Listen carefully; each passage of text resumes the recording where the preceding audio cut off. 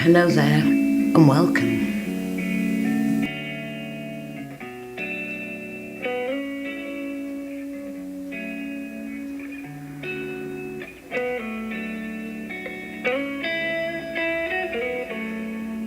So today I thought I'd show you how I make my apple raisin oat cakes. And as you'll see, I'm using my antique scales. They're Victorian and they've got a copper pan.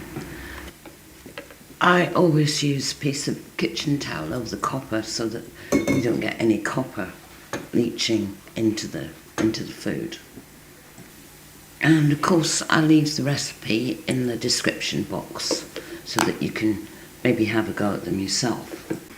So I'm using 4 ounces of self-raising flour and I'm using 4 ounces of oats in this recipe.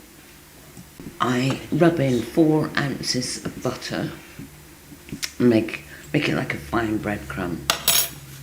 Then I add the sugar. I use brown demerara sugar. And what I did was, instead of using the 4 ounces, I used about 2.5 ounces and drizzled some honey to make up the sweetness. And these oat cakes are not that sweet. They're really good for people that are on a diet or diabetics or something. And quite a bit of the sweetness comes from the raisins as well. So now let me see, what have I got in there? I've got the butter, I've got the sugar, I've got the flour and the oats. And now I'm mixing it all together.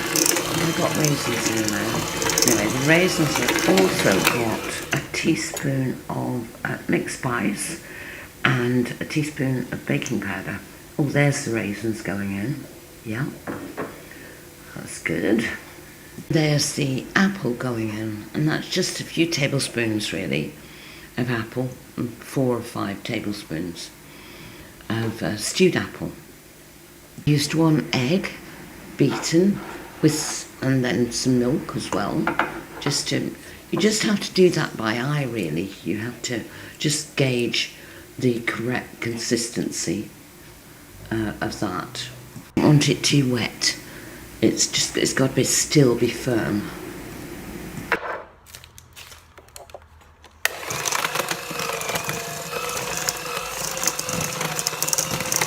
I think you can actually see that it's quite firm, this mix, and that's how it should be, like that. My husband's hanging around, so I think he's rather eager for these oat cakes to be coming off the Welsh stone. Yeah. I think using old-fashioned things make a difference to the taste, and I think the Welsh stone and the scales and everything are just making a difference. It tastes absolutely wonderful. So this is my secret magic tool really for making these Welsh cakes. Obviously you can make, if you haven't got a griddle or something like this, you're going to have to make them in the oven, which is not quite the same, but anyway, this that you're seeing at the moment is 100 years old Welsh baking stone. It's cast iron. It weighs about 30 pounds. It's really heavy. I can hardly get it out. And it's amazing. And really, you need a gas. You need a gas hob really to use this. But my sister gave this to me, and she's got one as well.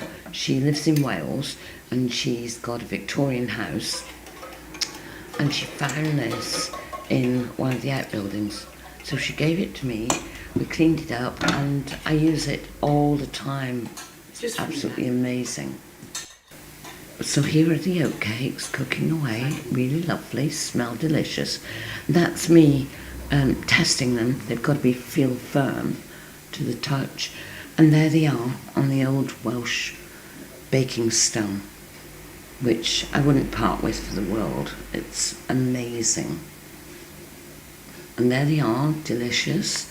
that, and I did a couple of batches actually, and yeah, absolutely gorgeous. I think you like them, and they make the kitchen smell gorgeous too. I hope you give them a go. I don't think you'll be disappointed. They're lovely, and you can add whatever you like into them. You can put coconuts, you can put cherries, whatever you think you can put in them. Once you've got that oat mixture, that's it. You can put what you like in it. And so, thank you very much for listening. And as usual, love from Cornwall. Bye for now.